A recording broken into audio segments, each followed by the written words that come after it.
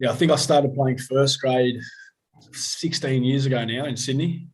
So I was 18. I debuted with a couple of old greats, Simon Kadich and Nathan Horitz. So you need to go down, hit cricket balls, bowl cricket balls, catch balls, do it properly at a young age. Try and get that muscle memory going.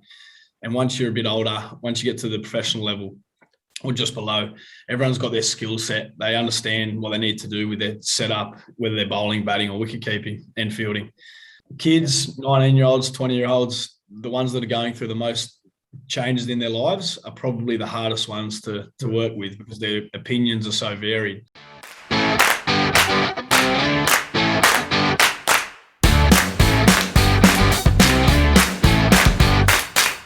Welcome to another interview episode of Sri Lankan Cricket Podcast with Vida and Bora. Today we have a special guest from Sydney. His name is Ash Doolan. He's the owner and head coach of Cricket Appeal. They've been in business over 25 years, operating out of Sydney and having clinics run through in Darwin and Tasmania. And he's a wicket keeper by trade. He caught the eyes of Steve Rickson at a younger age. And if you look him up on YouTube, you'll find the videos of his flying catches. Welcome to Sri Lankan Cricket Podcast, Ash Doolan. Yeah, thanks for having me, Taminda and Sohan. Appreciate being on board, to be honest. No, we're pretty happy to have you. Ash and I go way back. We played a lot of cricket together. And yeah, one of the best keepers going around. Has been playing a number of years in Premier Cricket as well. Tools, talk us through your experience in Premier Cricket in Sydney. Yeah, mate, it seems like yesterday when I started, but yeah, I think I started playing first grade 16 years ago now in Sydney. So I was 18. I debuted with a couple of old greats, Simon Kadich and Nathan Horitz. At the time I didn't think it was a massive thing because I thought that was just what everyone did. But as I've gotten older, I realised how significant that was and how lucky I was to sort of be involved with those players at a young age. But mate, it's been a big journey. I grew up in Jamberoo, a little small town on the south coast of New South Wales, only 600 people. Not a cricketing background at all. I just played because I was pretty good at it when I started. When I was 5, I was playing under 10s or under 12s because there's only one team in the town. And I think I got good very fast because I had to, I suppose. And then from there I fell in love with the sport. Played everything growing up, and cricket. I chose cricket, I suppose. Yeah, so I was very lucky. Had a small community that supported me all the way through. Lovely. Some of the players you grew up playing together, fair to say, I think Usman Khawaja is one of your close mates and you played a lot of cricket together. A few other names? Yeah, mate. I played with Usman at Randwick. We were just a couple of young fellas in the side at the time. I used to open the batting with him actually, and I'd be 45 off 40 balls in first grade, and I'd get out every week and he'd be, let's probably give myself a bit too much credit, I'd get out in 30. And Usman would be batting the whole innings for 150, and I'd walk back and say, I'm as good as him, what's going on? But yeah, obviously I'm not. That's why I'm sitting here doing the podcast and he's playing the next test. But Steve Smith, grew up playing with Steve Smith. Smithy and I played together at Sutherland when I was a bit younger. Played second grade there when I was 16 until I was 18. Yep. And I played a lot of cricket with Smithy growing up, and under 19s with Sam Robson, who's also my cousin. He's opened the batting for England. Yeah. I didn't find out he's my cousin until we made our debut for New South Wales under 19s together. So that was a pretty unique situation. And played with a lot of players sort of in and around the grade system that have played for Australia. Adam Zampa, grew up playing against him when he was pretty young. He was always stepping up, playing a couple of years up where I grew up, and he was always a standout player when we were younger. But Zamps was always a batter, never really a great leg spinner, and he obviously learned his trade when he got a little bit older and stronger. And he's always a competitor. Great kid too. He's a good person. So I played with a lot of cricketers growing up. Like I said, I can't rattle them all off. Played against a lot as well, but I suppose at the time you don't really think it's significant, but as you get older, you realise it's pretty special. So when I retire in 50 years, I'll look back on it. Still be keeping from Aussie, mate. Yeah, I am. I just had an operation on my knee. I had my meniscus cut out and sort of cleaned up. So I've had a month off and I've missed it more than ever.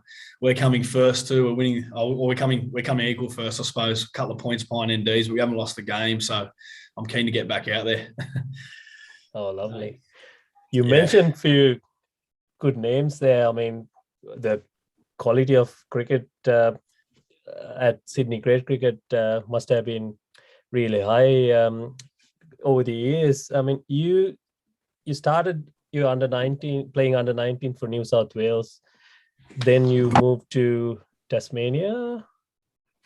Yep. What's the story behind that? I started under 19 for New South Wales when I was 18 and I played for Sutherland at that stage, and I had Steve Rickson was my wicket-keeping coach at Sutherland. I was very lucky to be involved with Steve. He had a lot to do with international cricket, and he's probably one of the best coaches I've had, to be honest. He taught me how to train properly with purpose, used every second of my training for the right reasons rather than just walking around and talking. So Hans had a lot to do with me. I've done a little bit of that at Darwin as I've gotten older, but when I was younger, I was probably the hardest trainer in any cricket side I played in. He just taught me that.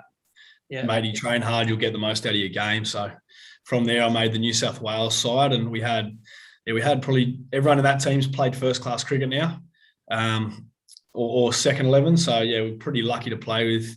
At the time, we had Phillip Hughes. I grew up with Phil, playing a lot of cricket with him too. We had him. He was the opening batter, along with a couple of other really good players in Sam Robson, Steve Smith, Josh Layla, Matthew Day.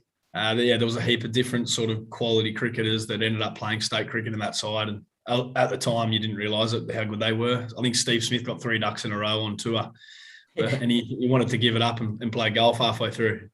But just the quality of the playing group we played with and against. Played a lot against Matthew Wade, James Faulkner. Played Mitchell Marsh. Played a couple of years up. Pattinson. So I'm very lucky to sort of be in that group of cricketers, I suppose. At the time, we won the tournament as well, but yeah, you more so remember your teammates, I suppose, than the actual games of cricket. Yeah, exactly. Me and Bora, we were rooting Uzi to make a comeback to the Test team, so he's going to make a comeback in Sydney. When I toured with Sri Lanka A in 2010. We played against Uzi. I mean, I think that was his first A-team tour. I mean, the way he batted, you can see he belonged there. You know, he didn't have any trouble facing the fast bowlers or the spinners. He was a naturally gifted cricketer, and he's making a comeback tomorrow to the national team. Any thoughts about Uzi making a comeback? Oh, mate, I'd personally. I don't think he ever should have left, but that's just my personal opinion. I'm a bit biased, but he's probably he comes across as very laid back, but he's probably the best thinker in that cricket side at times. He understands his game. He can go through the gears really well. He knows when to block out and over and wait his time. He also knows when to sort of put the pedal down and hit a lot of runs. So I think, personally, I think he's an opening stick as well. His whole life, he's been an opening batter. I think he averages 90 in Australia opening the batting, and they put him down the order. So I'm not sure why that is. Obviously, they want Dave Warner to bat with someone else, or he maybe even Usman has said, I don't want to bat up the order. But my opinion, I'd just stick him up the order and say, mate, this is your job. Go and do it, and you're in there until you don't want to be, or you're struggling. But I can't see him struggling at Test level, opening the batting for a long period of time. He'll have a couple of bad tests, but I'm sure he's the sort of player that knows how to get through those slumps and come out the back end with runs. So. Very surprised I haven't picked him until now. But as I said, I'm maybe a bit biased. We all are, mate. A good one to venture into, I guess. I mean, you've played Premier Cricket for a number of years, and you touch base about the training aspects, tools. What's your insight into preparing into a great season? That's one of the tough comps going around. I mean, if you haven't trained, or if you're not ready, you get found out pretty quickly. So what has been your go-to so that you're ready to go get up and running for the season? For me, when I was younger, it was just catching a lot of balls. I got a lot of structure through Steve Rickson, as I spoke about, but I played in Tasmania for a couple of seasons and I trained with the state squad and Tim Payne, and they were really big on just catching cricket balls. Yeah. And it made, like, as a wicket keeper and getting running in your legs. Like, you got to run. A lot of cricketers now are lazy. I think they just bat and bowl on the nets, do the easy stuff. But I think if you can get your club side in Premier Cricket to not just do long distance running, but short interval stuff, 2K time trials, get the bowlers fit, actually doing strength and conditioning work, which is important. It's important for me being a wicket keeper, as I've realised the last couple of seasons. But yeah, I think the biggest thing, grade, is people do take it lightly at times. I think you see the strong clubs are the ones that don't. They're the ones that sort of take those pre-seasons seriously, and they'll get on the strength and conditioning, they'll run, they'll do their time trials. Yeah, I think the clubs that do that are the ones that sort of end up with their noses in front come start of the season, and obviously hitting cricket balls at the same time. It's a big commitment. You don't get paid. A lot of time off, but you want to play at the top level that you can. Obviously, everyone wants to play state cricket or for their country, but if you can play Premier Cricket, as you've seen, Sian, you had a few games with Gordon. Yes. I think the standard there is very high, and if you train and put yourself under pressure, you'll get success out of it, and that's a good feeling, whether you're playing for money or not. Spot on. So, to most of our listeners out there, Sydney Premier Cricket, I've played a few games with, I was lucky to get to play out there on the invitation of Dools, played out for Gordon, and it's a strong comp. You get the best players competing against each other. That's why I think Sydney is at a good level, and New South Wales state cricket is at the best in terms of trying to break in. It's a lot hard. The games are pretty competitive. No teams, I think, slightly behind the game in terms of scores and, competition wise. So spot on. Dools, something I'd like to slowly now move into is your coaching side of things. How did that come about, and what's the passion on coaching? Mate, good question. It came about a while ago. I've been coaching for about 25, 30 years, 25 seasons, I suppose. And it was always a passion of mine growing up because I'd never really had a coach. I come from a small town and I just wanted to share my knowledge with players. Yeah. And it turned out being something I really loved and I was passionate about, and I found out I could make a bit of an impact in Sydney by doing it. So I started doing it as a company 10 years ago now. Yeah. And from there, I had a few players, and I used to wake up every Sunday morning and go down the nets and coach for 10 hours straight. And I sort of built up a reputation around the place, and I learnt a lot in that time too, like how to coach players properly, not just tell them where to hit the ball or try and impact them on their actual shot selection. I think over time, my if you want to call it, my philosophy is more so giving them the tools to be able to go out there and do what they want to do or react the way they want to react. A lot of coaches still have that mentality of you need to do this there, or you need to do that. You need to hit the ball here, or you need to bowl the ball there, rather than playing on subconscious. Sorry, they're playing a lot on conscious cricket, and they're never going to be the best players. So I think the best ways to find out how you can make a player bat or bowl subconsciously react rather than premeditate, that's going to be the best way to coach. Yeah, so just to be specific with that, I think players at a young age will always need that groove of their technique. So you need to go down, hit cricket balls, bowl cricket balls, catch balls, do it properly at a young age, try and get that muscle memory going. And once you're a bit older, once you get to the professional level or just below, everyone's got their skill set. They understand what they need to do with their setup, whether they're bowling, batting or wicket keeping and fielding. So I think the mind plays more of a role than what a lot of people think. But if techniques aren't pushed forward as well, players can be held back with their brains because they're limited. So I think giving players techniques, like help with their technique, will also help their brain be free when they're ready to play a shot or ready to bowl a ball or execute a catch or whatever it may be. So I think a lot of coaches are still just solely thinking about technique or solely thinking about the brain and not matching the two up together. I think the best coaches in the world match both those things up together. Yes, there's always going to be technical issues. Yes, there's always going to be problems with people's thought processes, but matching them up and getting a Steve Smith or a Marnus Labuschagne or a Kumar Sangakkara that's the ideal coaching world. If you can do that, if you can match all that up and get them in a good environment, that's when they're going to succeed.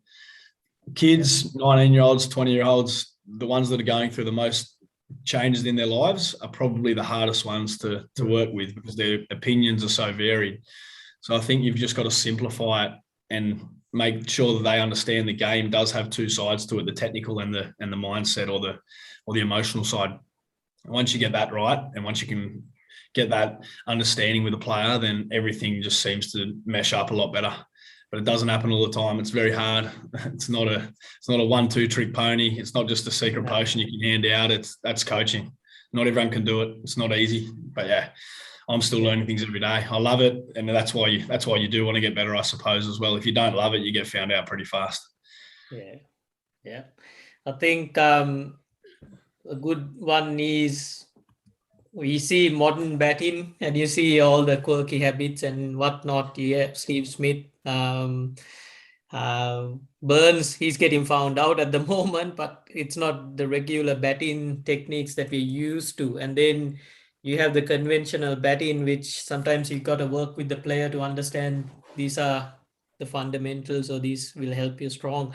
Have you come across scenarios like that where juniors come up to say, look, I want to bat like Steve Smith, can you make me play that way, or what? Yeah, all the time they're walking across their stumps, and they do it for a reason, like there's players at the top do these things for a reason. Joe Burns, I played against him 7 years ago in Sydney, and he was very conventional. Steve Smith growing up was very conventional, but he's found out a way for him to score runs at the top level. Would it have worked if he was a kid doing that? Probably not. Definitely not. The bowling was slower. You play different shots. You don't need to get back and across. You got so much time. Your brain is the biggest. Like I said, your brain changes so much at an older age. So Smith's worked that out. So is Rory Burns. Rory Burns is the second leading run scorer in England side, and you get dropped too. That's a bit weird, but he would have been the 8th person I dropped. But they've had a bad one there. That's an old selector looking at a technique. Yeah, it's an old selector looking at a technique saying that looks bad without looking at the stats. But someone like Brian Lara, you would never coach anyone to bat like Brian Lara. His bat went up over his head, like his hands were past his face when he was lifting his back lift up very late too. He never sat up high. He tapped his bat in the ground. Then after the ball's bowled, his bat miraculously got up over his head, but he still had time to hit the ball. Ricky Ponting, exactly the same thing. He lifted his bat up after the ball's bowled and it went all the way over his head. His hands were very high, but he hit the ball late and he had so much time to do whatever he wanted. Steve Smith's the same. So I think you've just got to tell the players, the younger players, to try and graft their techniques naturally, whatever feels good, because Steve Smith technique will not feel good to 99.9% of young players. Mm-hmm. Don't try and go against what your natural swing is. And then once you get to an age where you're a decent cricketer or you feel like you've got control of your game, then you can start tinkering with things. But at a young age, I try to tell them just to get the hands high. A lot of conventional coaches will talk about low back lifts. Yeah. But I talk about getting a high back lift in, making sure that your top hand is always attached to your hip, but your back hand can go wherever it wants, sort of 3rd, 4th, 5th slip. And then making sure the bat face is open. All the best batters in the world have always had an open bat face. Brian Lara, Sangakkara, Don Bradman, Ricky Ponting, Matt Hayden, they've all had an open bat face. Not one of them have had a closed bat face or a flat bat face in the peak of their lift. So I've done a heap of work on that, and I've realised that you need that open bat face to create power and hit the ball later and make sure that you can access all areas. So that's something that I really push hard with the younger players. Younger players meaning 15, 16, 17-year-olds. But that's the main thing for me. I think we talked about different batting styles. One thing we all come across when we coach young cricketers, especially in Victoria, you meet a lot of cricketers from Asian backgrounds. They think ahead and they want to know how to go up the ranks and go to the next level, and how to go from that level to the next level. I mean, Bora and I, we both been living here for last few years, right? And if we were in Sri Lanka, we could have said, this is the way, this is the pathway. But for us to tell them how it works, it's a bit of a challenge. So I would like to ask you how a young cricketer should plan his way through the ranks to pursue his dreams to become a cricketer, hopefully an Australian cricketer. Yeah, so mate, great question. That's the best question anyone could ever ask, I suppose. But because everyone wants to know how to get to the top. For me, as I spoke about, I can only speak about my experiences and what I've learned or what I've seen along the way. But I grew up in a pretty small village and with no real backing of any money. Didn't go to a private school, and I ended up playing second 11 for Tasmania, which isn't a massive achievement, but for me it was coming from a smaller town and with no. Not the best timing. Yeah, except you had Matthew Wade and shocking timing. Yeah, but yeah. So for me, a certain Adam Gilchrist in the way. Yeah. I wish I knew how to bat now, like I did, like I batted back then. I would have made a bit better, but that's the game, isn't it? But yeah, no. So I think that growing up in sort of regional New South Wales or Victoria, you've just got to play really strong junior cricket.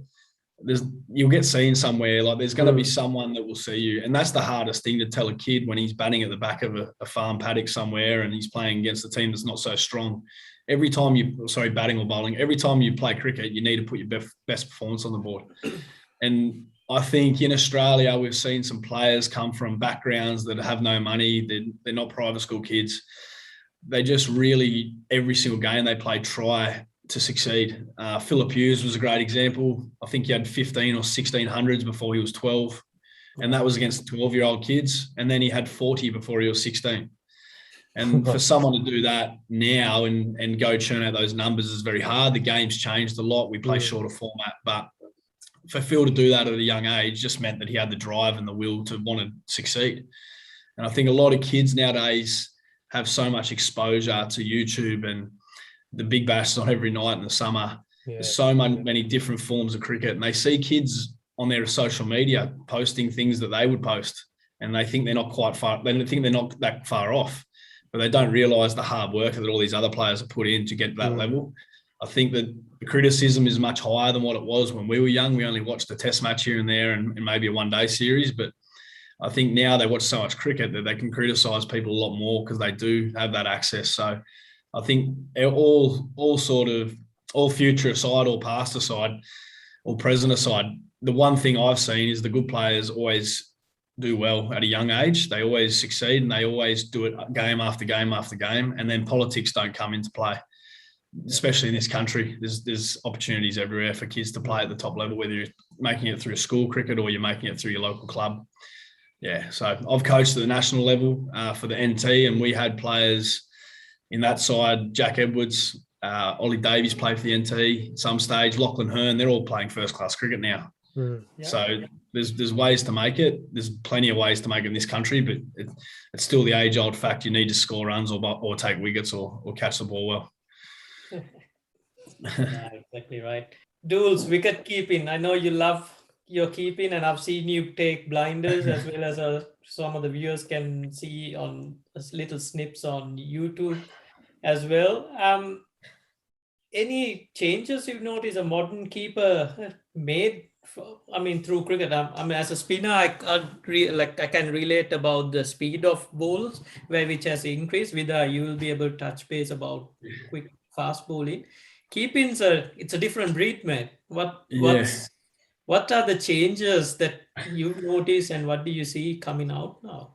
So other than the obvious change of keepers needing to score runs, which has been happening now for 25 years, so it's not a new thing. It's not a new thing. Like it was when I was a kid, but it's not now. That's just been a prerequisite. Yeah. I think the biggest change for me has been the passion for the keeping. Yep. Like recently, I've spent a lot of time with players that played first-class cricket in England, wicket keepers, a few boys that have played for New South Wales in Australia underage cricket. And the passion for it isn't there, the drive for it isn't there that it used to be, because there's so many different forms. You can get lazy in short form cricket when you're a wicket keeper because you don't touch the ball as much. Yeah. So I think that mentality of every ball being switched on and training like that has sort of gone out the window a little bit. Keeping coaches are no longer in cricket setups as well, I've found out. Yeah. I know that I won't mention any setups, but yeah, I know there's some out there that just used other players to hit catches and talk about the game, but like I said, I had Steve Rickson growing up, and he was the driving force behind the way I felt about wicketkeeping. Like I was always talented, always had the will, but I didn't actually know what it took to be the driver of a cricket side. And I think now the wicketkeepers, although they talk about it all the time on TV, and there's still a lot of chat about the wicketkeeper has to be the driver of the side. Well, I think that's gone out the door a little bit. I think they're just a backup with someone catching the ball behind the stumps and a batter. And then once they bat, that's where their heart lies. But I think, yeah, that's what's been lost out of the wicketkeeping ranks, mate. Mentally, physically, they're probably fitter and stronger than ever. They definitely wouldn't catch as many balls as what they used to. So that's something that's dropped away. Yeah. I think we don't see as many freakish catches or stumpings as what we used to. Yeah. You might see one every few games, but I remember watching one day state cricket when I was a kid, or even first grade, and there'd be blinders every single time you go out there and play a game of cricket. So that's what you pride yourself on, and the balls you don't drop. Like I think the whole process of not dropping a catch, just training so you're perfect every single game, that's sort of gone out the window a little bit. I'll drop one here or there, don't worry about it. Instead of, no, I've got to work on that, I'm going to fix my technique or get my catch better. It's now just forget about it and move on, rather than actually trying to work on it like a batter would if they got out, or a bowler would if they bowled a bad series of balls. So, yeah, like I said, I think the passion for it all starts with the passion. And as soon as you lose that and the drive, then I think those extras that you would have done if you had it, they go out the window. And that's why we're seeing wicketkeepers wholly and solely not being as high quality as what they were, I don't think, 10, 15 years ago. Might be my opinion, might be wrong.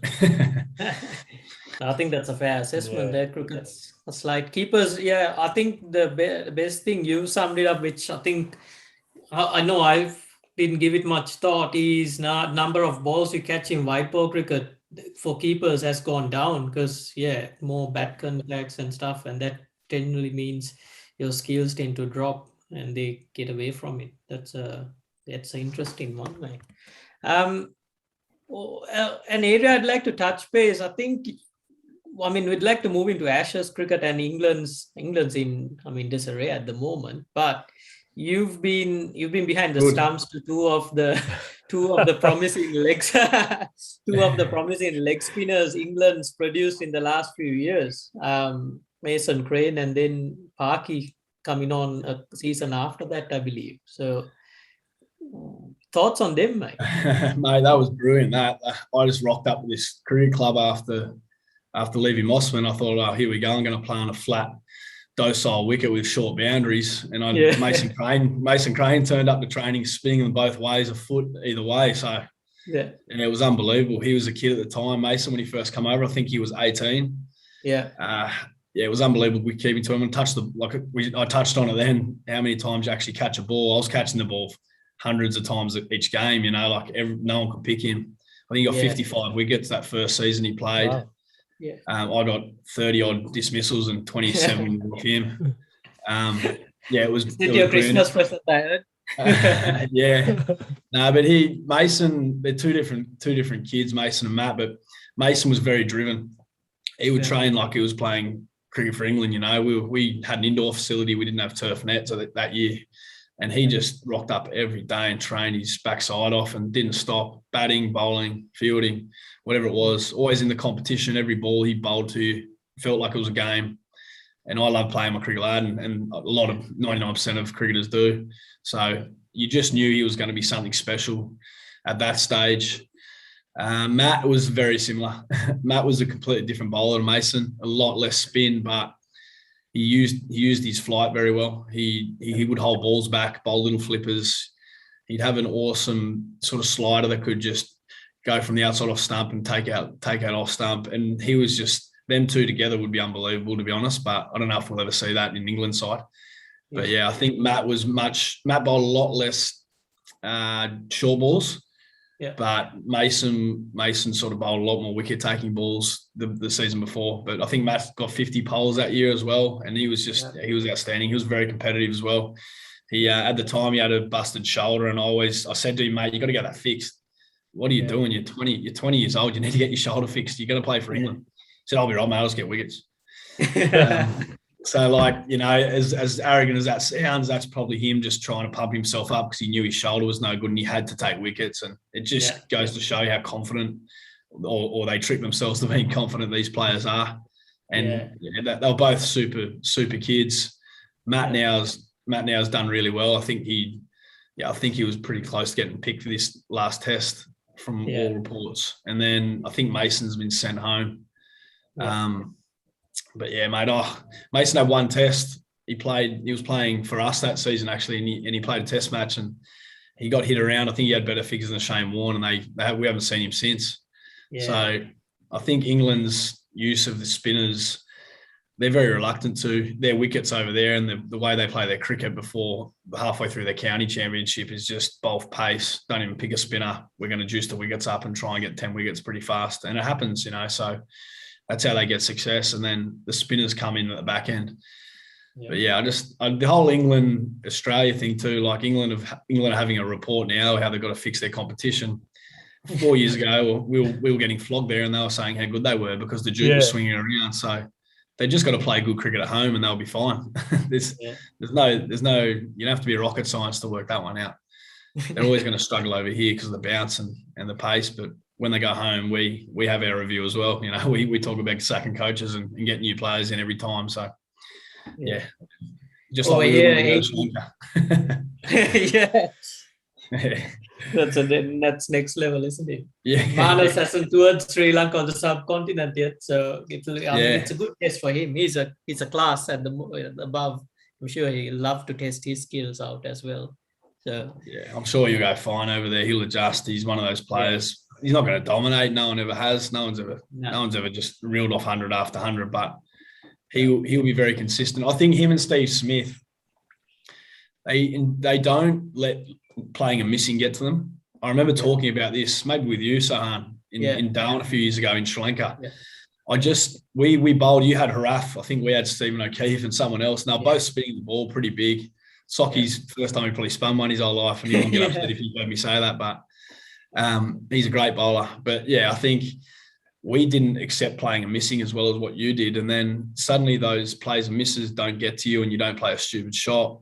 Yeah. Whereas, you know, the subcontinent countries, they can just sit there, play a miss, as we would in Australia, and not get frustrated and then not feel as though the opposition's on top of them, and then wait for their ball, get their runs, get up the other end, bat long periods of time, get bowls into third sessions, 4 spells, and then that's when they cash in. Whereas Australia will go over to those countries, play and miss 10 times out of 50 balls and feel as though they haven't batted well. So that's a mental thing, not a physical thing for me. But yeah, I'm sitting here talking to you guys once again. I'm not the coach. I'm done. Duels, that's a good insight about you summed it up when you said England camp is questioning their tactics, and when Australia goes out there, and generally it's the other way around. It's the same with Sri Lanka. We were having a chat last year, the year before, Sri Lanka. Everyone's questioning the domestic setup, or we'll see what's the reason. An area I'd like to slowly move into is in overseas players moving into Australia, playing cricket out there. I mean, I moved back in 2015. I think Vida followed a couple of years after as well. Generally, it's a challenge for an overseas player as well to settle into the camp, into the setups. One thing you're competing against, or you're the overseas signing for the club, you got to perform, right? So a player coming in's got that expectations. Look, I'm trying my best to get in, but there's a few things that needs to go your way as well. Got to be settled into a good environment. Also, there are challenges, differences, cultures, and number one is a language barrier for some of the players coming in. I'd like to know how you find it. I mean, you're sitting on the other side of the fence, man. And what are your thoughts when there's an overseas player coming in? Do you guys do something? I mean, my experience settling in camp in Darwin cricket's a good one. So, but I'd like to know, was there anything different that you guys did, or how do you? So for me, this is another big topic around the world at the moment. But for me, I moved to England when I was 18, and I played for a little club over there called Shaw Cricket Club. Yeah. And I'd never been out of I'd been touring in other countries as a junior cricketer before for international junior sides, but never on my own, just off my own bat. Yeah. And I lived with a Sri Lankan player called Ruhan Disanaka. Yeah. And I'm not sure who Ruhan plays for or coaches in Sri Lanka, but I lived with him for 6 months. And I was a kid from Jamboree who grew up eating sausages and, and vegetables and had no other background other than my own to sort of look upon or judge or speak to or try and fit into. So I was straight into a household with just Ruan and I, and he just controlled the whole place. So he taught me how to be a listener, be a decent listener to other people. And he also taught me there was more to life than just my culture that I grew up with and how I did things. So I think for breakfast, we ate sausages out of the frying pan, and he would just palm them off to me with his hands. And I was like, mate, where are your utensils? And he said, no utensils here, brother. This is how we do it. So I got very accustomed to that pretty quickly because I was having a 3-course meal at breakfast every morning at 6 a.m., which is brilliant. Other than Weet-Bix or whatever I used to have. So no, I think, and for me personally, that created a really good foundation for me to start to accept other people from other countries in sport, and the way they act doesn't always have to be the way that I act, and vice versa. I think moving forward as a 34-year-old now, seeing everything that's happening in the world, it's very evident that a lot of people don't think that way, that a lot of people segregate because it makes themselves feel better, because once you start little groups of people up, that makes the human brain feel as though it's at home. It wants to be a part of something. So I think as we get older, or as we understand each other a lot more around the world, I think that slowly is dropping away. And a good example of it, obviously, is when you came over to Sohan. We had a pretty good group of friends in that group, and you just slotted straight in.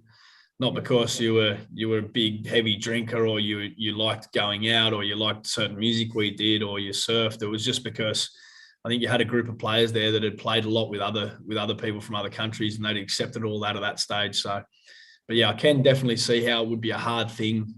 It'd be a very hard thing coming over to another country, playing in Australia with the culture that is there. But it is slowly changing. I know at our club in Mossman, we've got a great group of players from all around the world, and we all get along really well. There's always going to be a couple of hiccups. Not everyone's the same. Not everyone beats the same drum, but we've got to be accepting of each other and understand that the world isn't always the way you want it, or the world isn't always going to be easy, but you have to be able to live in it with many different people and play cricket in it with many different people. And that's what we've got to tell our kids, I suppose. But yeah, for me, it's been quite an easy changeover because I spent a lot of time with Ruan when I was in England. So yeah, that was the biggest thing for me personally. For the listeners out there, Ruan is he played his cricket for Ragama Cricket Club as a player. Dools, I think I touched base with you. He's a good singer. You would have good entertainer. The guy is in coaching at the moment. He used to coach for Ragama Cricket Club, and I think now he's managing or coaching some of the junior teams, or he's involved with school cricket. But definitely we'll pass on that. You said I think we touched base with him, giving him a quick hi some time back. But yeah, he's an entertainer, isn't he? So. Well, I had no reason to mention him then, and you said, "What about why do you think you're like you are, or the structure or the culture?" And that just reminded me straight away of Ruan. To be honest, I never just because he's in my head because he's such a character. It didn't bother him where he was. He was in the middle of England. There was no Sri Lankans around. He did his thing, and everyone accepted that for who he was. So it was cool. Nice. Yeah, it's a sensitive topic these days. With in England, things are cooking up. We've seen, racism allegations have come out, and now I think the world's discussing about that topic. Especially for overseas players, I think you have a lot of players settling in, playing in grade. You have more players in grade cricket. There's certainly in Victoria, there's a big mixture of international or overseas players playing. And it takes time for them to settle in. I think having that group, exactly how you said, a group amongst them to settle and welcome, and not every player's or personality is aligned, but they find a way to settle into the group. So that's important, because Sri Lanka has its own different players. They have your challenges between players as any team, but end of the day, we go out there, try to enjoy each other's company. So this has been great, Ash. I mean, we covered a lot and we talked about a lot of things.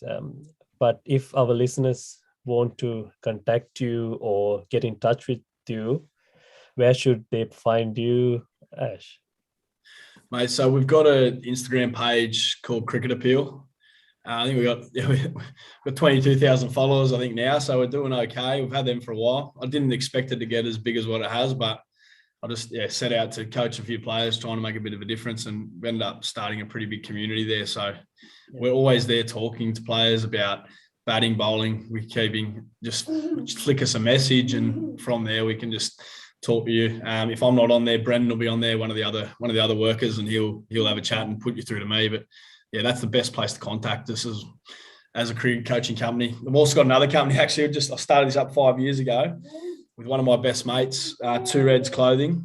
Yeah, it's really taken off in the last 6 months. We've got a heap of different clubs involved. We do custom sports clothing. Everything's online. You just jump on there. You can design your whole kit, whether it's a shirt, a jacket, a pair of pants. So yeah, it's all happening on the Two Reds site. So just jump on there, give us a look. You don't have to buy anything. You can design your own kit and take a photo of it and get someone else to design it if you want. So yeah, that's fine. Fine by us too. But no, there are two companies I'm involved with at the moment. Oh, that's great. We'll add all these links in the show notes so you guys can go and check it out. And you can spread the word to your friends as well. Lastly, Tools, thanks a lot for coming on board. I think we've enjoyed listening to your views and insights into the game of cricket. Before we close off our episode today, any interesting stories you've had in your playing days? Anything I've had some good times. So yeah, that's a good question. That's a real good question. I remember playing cricket.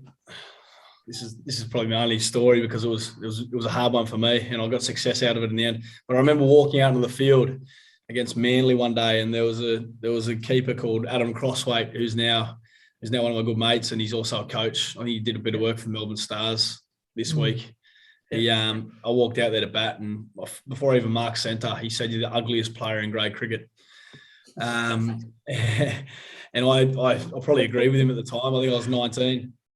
And I ran down the wicket when I was on about 40 and missed one, and he didn't stump me, and I turned around and I said crease as I put my bat in, just to take the piss out of him for not stumping me.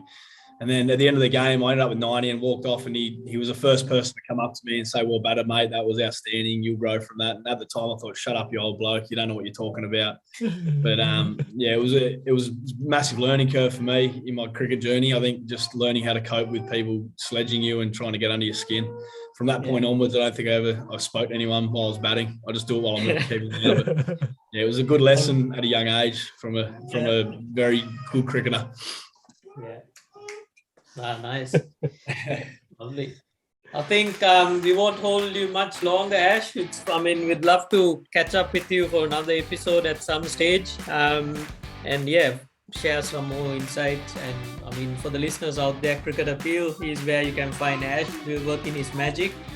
There are some lovely videos on how you can improve. I think Ash, send a video out to Ash as well on Cricket Appeal. He'll be able to share his coaching tips, work something out for the juniors and also the listeners out there.